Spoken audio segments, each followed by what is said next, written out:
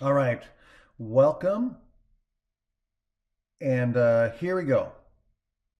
We are going to do this example here. So this is going to show you on the calculator how to use regression to solve or create a quadratic function. So that's what we're doing here. It says create quadratic models using regression. Okay, so this is where we're going to use the calculator to help us find a model to fit the data. Okay, in this case, a quadratic uh, function or a quadratic model. So the first thing I'm going to do is I'm going to take the data here and plug it into the calculator. So notice that hours is time. So time is always our independent variable. So this is going to be our X data. And the population is going to be our Y data. So that's going to be the first thing you want to notice. So if I go to the TI-85 here, or 84, it doesn't matter. And so the first thing we need to do is put our data into the calculator. So that's where I'm going to go to Stat, and we're going to go to Edit. So we're already under the Edit menu. So I want to go to Edit, which is number 1. So you just hit Enter since we're already there. And here's our lists. So now I'm going to list 1 will be my X data. List 2 will be my Y data. So all I'm going to do is type in the data. So here, the data is going to be what? It's going up by 5. So it starts at 5 and ends at 40. So let's do that. Oops. Starts at 5 and ends at 40. So I'm going to go 5, 10, 15, 20, 25, 30, 35, 40. All right, now I'm going to go over to the L2 column, and now I'm going to look at those values. And so it's going to be 37.7, 60.9, 85.3. Okay, so 37.7.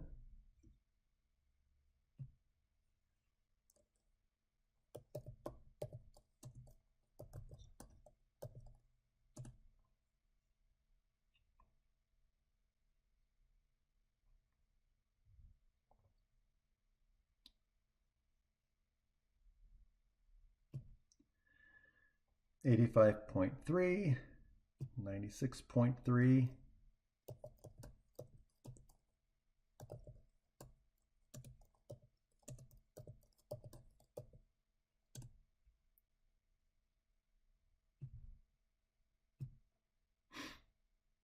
98.6, 92.4.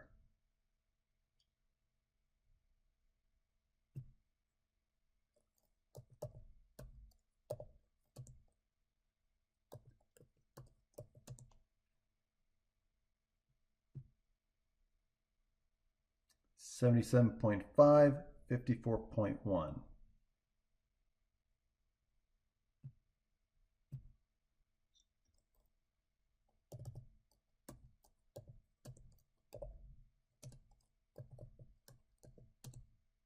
Okay, now you always want to double check your data to make sure you didn't make any typos. 99% of the time, if you get the wrong answer when you're doing regression and you're typing in the data, 99.9% of the time that if you don't get the correct answer, it's something you did with the data. Okay, you entered the data wrong, you missed a decimal point or something like that, transposed numbers, mixed up numbers, whatever the case may be. Let's see, so 37.7, 60.9, 85.3, 96.3, 98.6, 92.4. So all these look correct. All right, so now what we want to do is now we want to create our model. Okay, so I'm going to quit out of this. So I'm going to do second mode, which gives me the quit. And this takes me to the home screen. So now what I want to do is I want to do a regression on this. So where do I find the regression? That's going to be under distributions. So under this here, vars, which is variable. So we're going to do second vars to give us our distribution. Oh, I'm sorry, wrong one. sorry, we're going to go under stat. And under this case, we're going to go under calc. That's where we want to go. So go under calc. Here we go. Here's our regression. Okay. So under calc will be all the different regressions. Now, here's the thing. We want a quadratic function. So what we're going to do is we're going to go to number 7, which is our quart regression, which is short for quadratic. Or no, I'm sorry, 5. 5, this is for quartic. So 5 is for quadratic. It says quad reg. So quadratic regression is number 5. So what we would do is either type 5 or just scroll down to 5 and hit enter. So we're going to just type in 5. And so here it is. So right at the top, quad reg. So our X list, which is L1. So we don't have to change anything here because our X list matches and our Y list matches our list. If they didn't, all we would do is have to change it. And if you come down here, notice on the keys, they're at the upper left-hand corner, we have these blue list numbers, right? So 1 is list 1, 2 is list 2, and so on. Okay, so if we do second 5, that would change this to list 5. So, but again, everything looks good. Frequency list, we would leave that alone. Now, if we want to store the equation in our calculator for other purposes, this is where we would store it under store regression equation. So let's do that just for the sake of showing you how to do this. Okay, so we put our cursor right here. Now what I'm going to do is I'm going to go under vars. So all we do is click on vars and then go to y vars for y variables. So we're going to over to y vars, and then we want function. So we just hit enter for 1. And then all we do is just pick one of the y variables where we want to store our function. So I'm just going to hit enter for y1. And notice now I have y1 there. Now I can go down to calculate and now hit enter. And there it is. Now here's my quadratic function. That's the form ax squared plus bx plus c. And here's my a, my b, and my c. So my a is approximately negative 0.113 if you round to 3 decimal places, which I normally do. And then b is 5.040.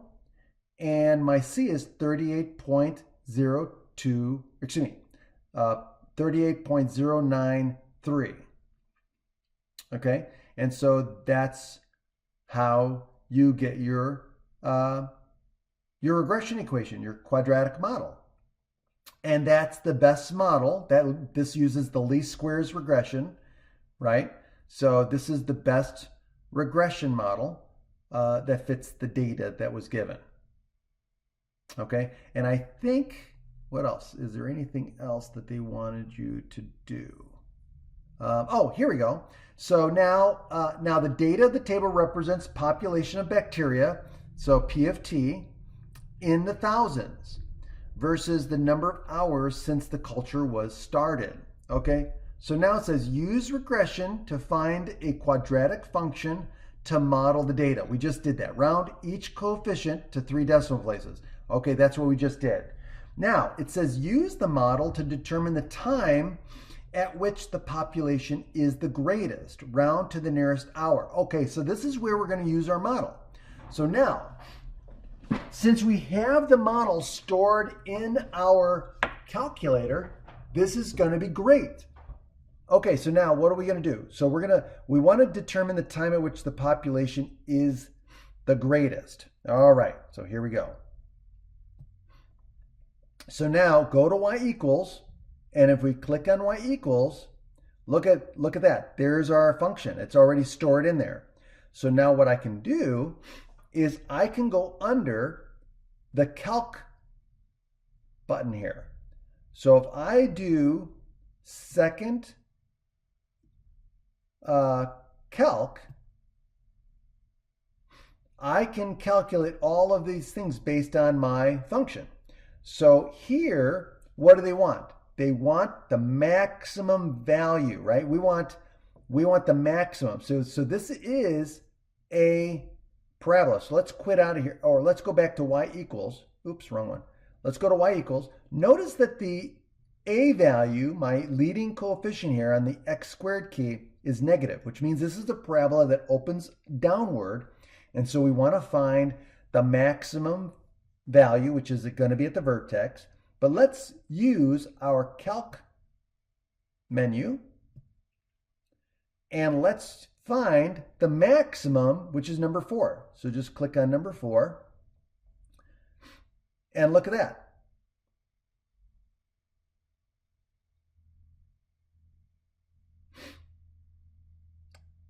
And now the left bound,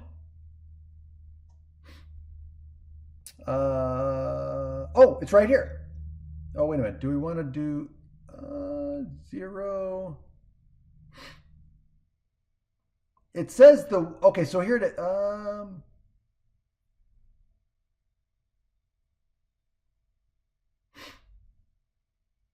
you know what? Let's zoom out of here. Let's zoom out of here because, oh, you know what? Here's what we're going to do.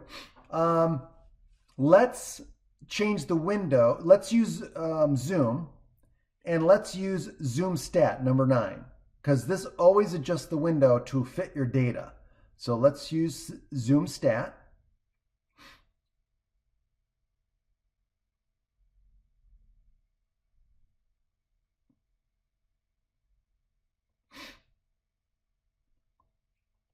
That's strange. Didn't. Okay, let's zoom out.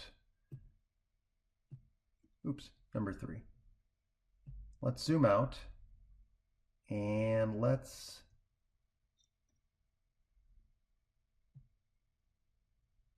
just zoom out from there.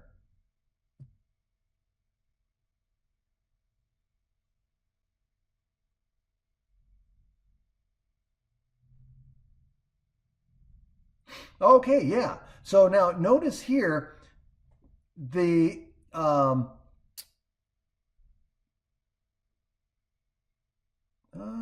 let's see. Let's actually zoom out again. Let's zoom out again.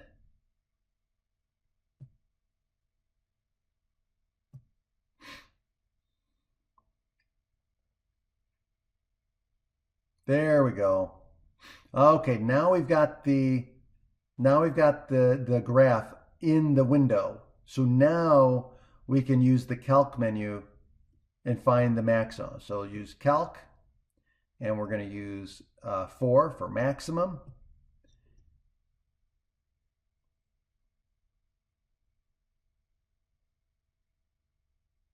Okay, so now here's our left bound. Right now we're going to find our left bound, which is at here at 0, right? So we could pick anything on this side of the vertex.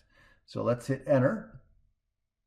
Now we're going to trace over to anywhere on the other side. It doesn't matter, anywhere on the other side. And we're going to hit enter because we want to find the right bound, our guess.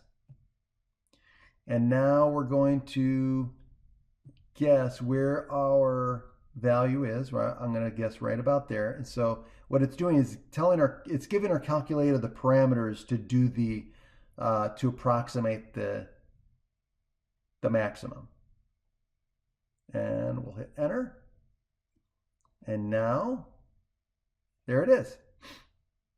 So now it found the maximum value is 94.4. Okay, and remember, this is measured in population of bacteria in the thousands. So based on this, now our answer, again, in a word problem, we wouldn't say 94.4. What we would say is the maximum number of bacteria is approximately 94,426 bacteria if we were rounding to the nearest bacterium. Okay? Okay, so that answers that question.